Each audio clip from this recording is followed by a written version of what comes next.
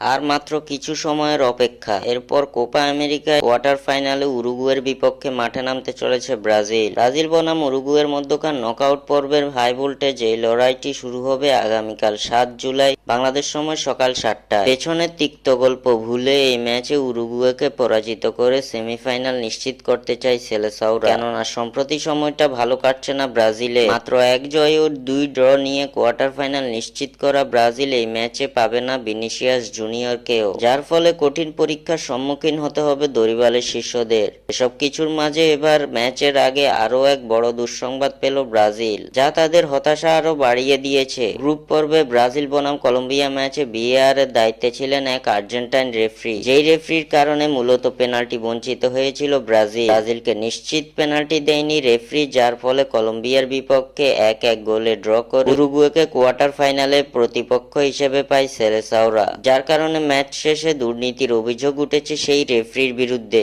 Match শেষে ভিনিসিয়াসকে করা সেই ফাউলের ব্যাপারে রেফারির ভুল স্বীকার করেছে কনমেবল। তবে এবার আবারও ব্রাজিলের ম্যাচে আর্জেন্টাইন রেফারিকে দায়িত্ব দিয়েছে কনমেবল। ব্রাজিল বনাম উরুগুয়ের গুরুত্বপূর্ণ ম্যাচে রেফারির দায়িত্ব পালন করবেন আর্জেন্টাইন রেফারি দারিও হেরেরা।